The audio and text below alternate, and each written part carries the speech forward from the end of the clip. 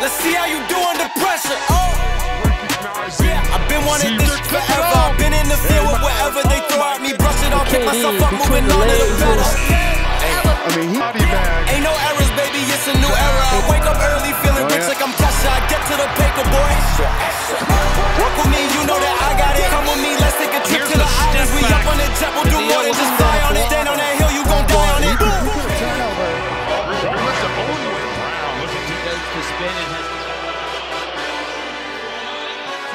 Just one step into the paint, and that was it. I have seen him well behind midcourt.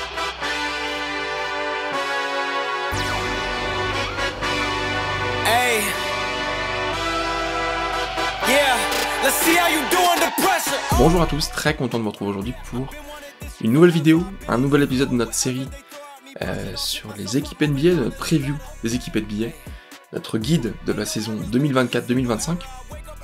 On a déjà parlé de toutes les équipes de la conférence Est, sauf une dont on va parler aujourd'hui, avec cette atmosphère un peu sombre, cette lumière un peu sombre, puisqu'on va parler d'une équipe qui elle aussi est un peu sombre.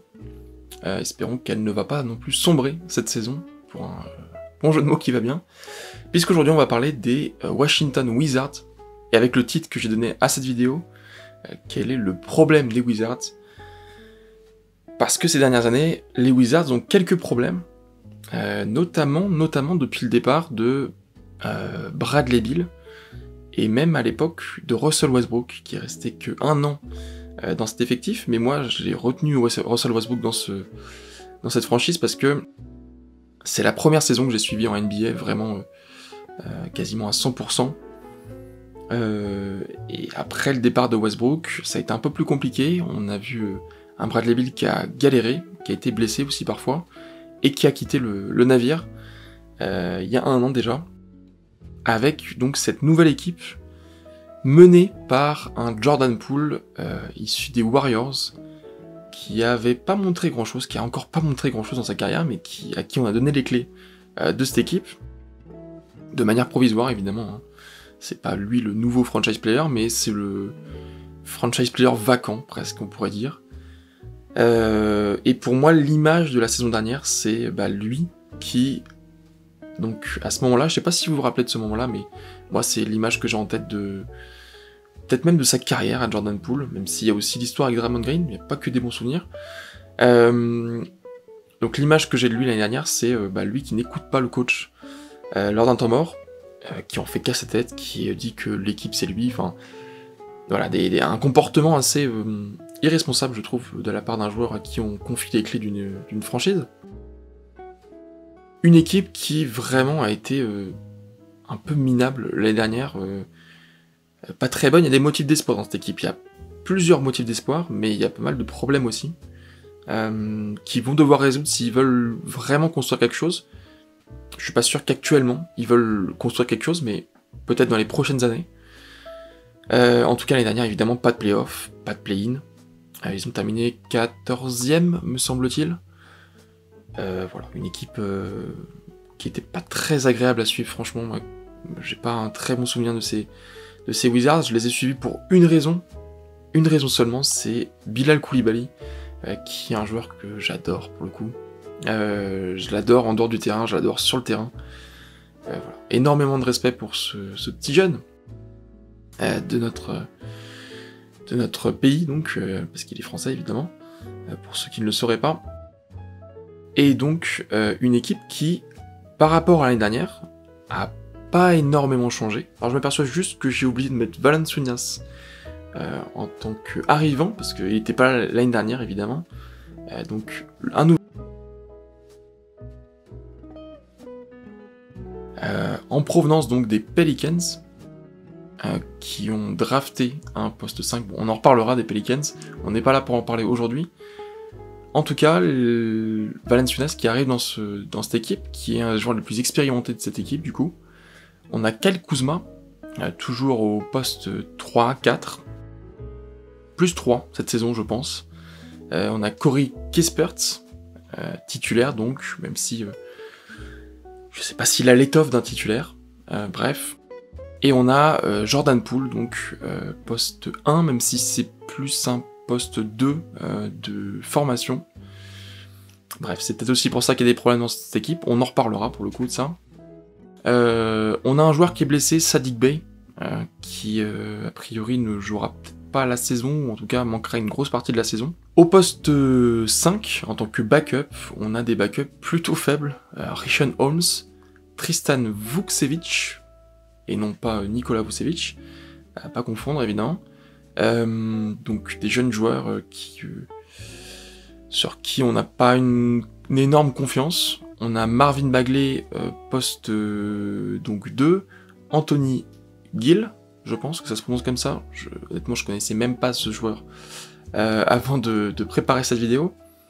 Johnny Davis, Jared Butler, bref, des joueurs assez inconnus. Et on a des nouveaux arrivants, donc j'en ai parlé déjà de Valanciunas.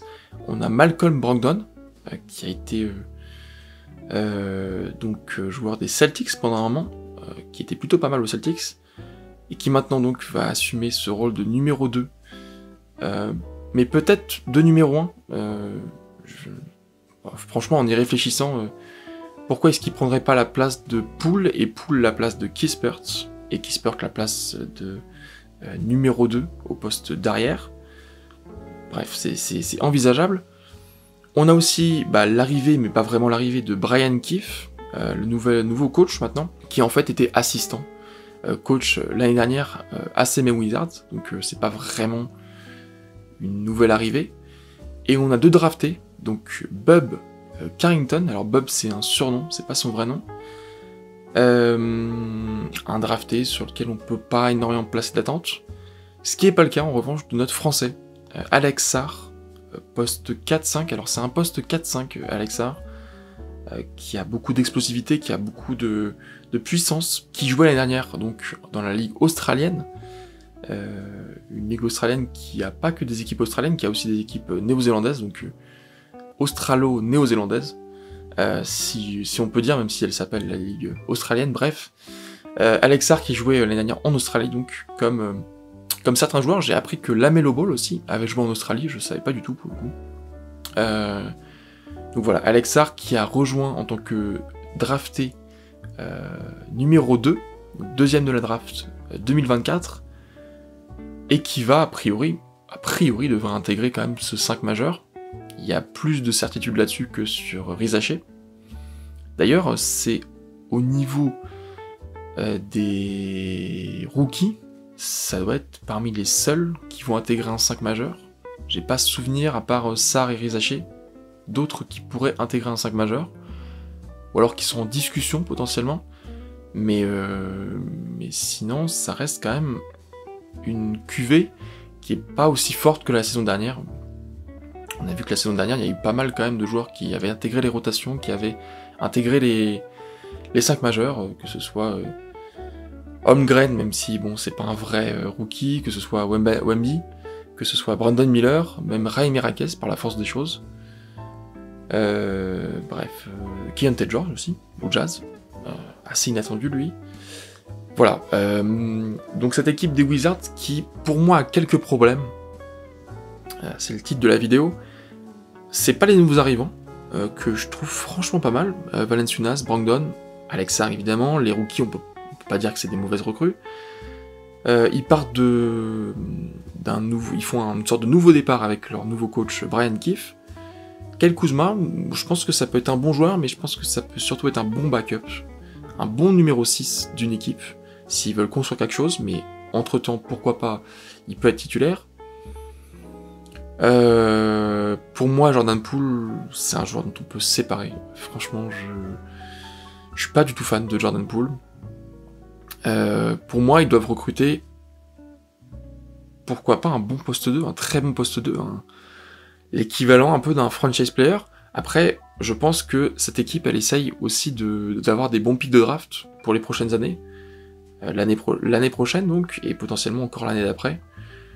Et donc, évidemment, cette saison, elle va être quasiment sacrifiée, parce qu'on a des bons joueurs. On a Bilal Coulibaly, évidemment, on va attendre ce que va donner Alex Sarr, et voilà, on a des jeunes joueurs qui peuvent faire des choses. Moi, j'ai un peu confiance en le futur de ces Wizards, mais il faudra que ça se fasse sans Jordan Poole pour moi.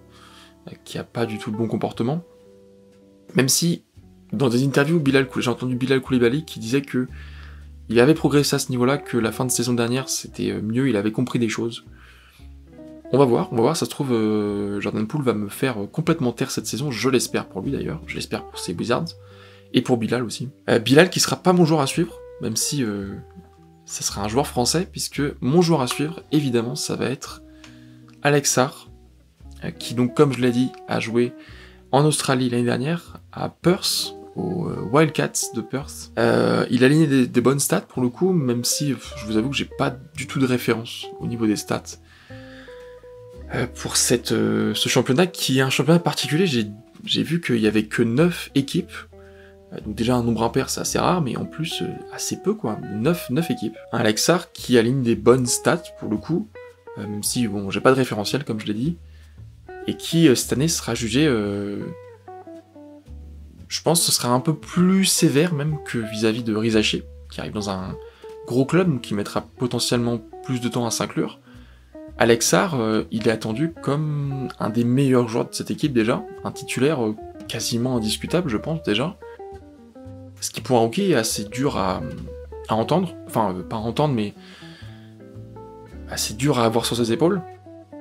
Il avait été pas mal critiqué par rapport à la Summer League et par rapport à ses aptitudes potentiellement pour la NBA. On va voir ce que ça va donner. C'est un joueur qui est assez grand, assez fin, mais qui est quand même pas, c'est pas une brindille comme Chet Holmgren ou comme d'autres, comme Bol Bol par exemple. C'est un joueur qui est quand même, je pense, assez costaud pour la NBA. On va voir, je pense que c'est l'expression qui va de soi pour tous les rookies et pour cette équipe des Wizards cette saison. Plus trop de surprises, pour leur position. Voilà, je les ai mis évidemment 13e, je vais pas maintenir un suspense un peu nul. Je pense qu'il n'y a pas énormément de discussion sur leur 13e place. On peut les voir 12 potentiellement, devant les Hornets, pourquoi pas. On peut les voir 14 ou 15, mais je pense quand même pas 15. Je pense qu'il y a quelques motifs d'espoir, et cette équipe, elle est quand même mieux lotie que les Nets, et potentiellement mieux lotie que les Pistons. Ça va jouer entre les deux quand même. 13-14, ça va se jouer, je pense.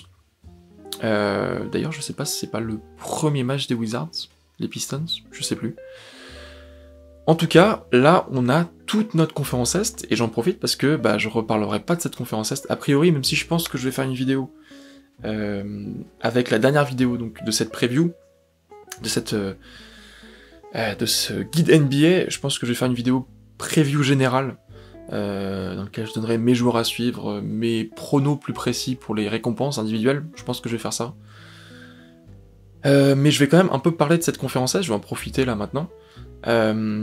Pour moi, il y a un trio de tête, j'en ai déjà parlé plusieurs fois, mais il y a un trio de tête assez évident entre les Celtics, les Sixers et les Knicks. Les Celtics, ils avaient été largement au-dessus du reste de la conf Est l'an passé. Cette saison, je pense que ça s'est vraiment resserré avec les Sixers et les Knicks, et je pense que ça va jouer très fort entre les trois, j'espère en tout cas. Ça peut donner de belles choses. J'espère que Boston va avoir un peu de dureté en face. C'est mon club de cœur, c'est ma franchise de cœur en NBA, mais voilà, j'attends que pas une saison où ils dominent tout encore une fois. Il faut qu'ils aient un peu de contact. En dessous, je vois les Bucks et les Cavaliers, et dans une moindre mesure, avec eux le Heat, les Pacers et le Magic. Voilà, comme je l'ai dit dans la vidéo précédente, je pense que toutes ces équipes peuvent s'alterner. Ça m'étonnerait pas de voir les Bucks à la 8ème position, franchement. S'ils font une mauvaise saison, et dans ces cas-là, on reconstruira une nouvelle équipe, mais voilà, c'est pas le sujet de la vidéo là. Voilà, je vois une place 4 et 8 qui est assez équilibrée, en tout cas les 8 premiers, moi, ça me paraît assez indiscutable. Si il peut y avoir discussion, ça sera soit avec les Hawks, soit avec les Bulls, soit avec les Raptors, qui vont se jouer, même si pour moi, il y a vraiment un classement entre ces trois équipes, qui me paraît assez définitif. Ensuite, les Hornets sont dans une sorte d'entre-deux, je pense. Ils peuvent s'accrocher au play-in, mais ils seront aussi bas de tableau. Ça m'étonnerait pas de les voir en dessous. Ça m'étonnerait pas de les voir 11 ou 10 potentiellement, mais au-delà de 10 quand même, je serais un peu surpris. Les Wizards, les Pistons ensuite, et les Nets, je les vois tout dernier, voilà. Aucun doute là-dessus. Enfin, j'ai pas trop de doute en tout cas là-dessus. À moins d'une équipe qui, comme les Wizards, où il y a un ou deux joueurs qui se pètent et saison très compliquée pour eux. Voilà, pour moi, ça sera mon classement de l'Est. Il y aura peut-être des erreurs, il y aura peut-être des changements évidemment en milieu de saison, des blessures. En tout cas, moi, c'est ce que je vois. Dites-moi ce que vous en pensez en commentaire. Dites-moi ce que vous pensez de cette équipe des Wizards et de la conférence Est en général. Dites-moi ce que vous attendez d'Alexandre Sarr aussi pour cette saison. Demain, à partir de demain, et pour les 5 prochains jours, avant le début de la NBA donc, on va se réintéresser à la conférence Ouest une dernière fois, en parlant donc des 5 dernières équipes dont on n'a pas encore parlé dans cette série. Voilà, et d'ici là, moi je vous dis à très vite.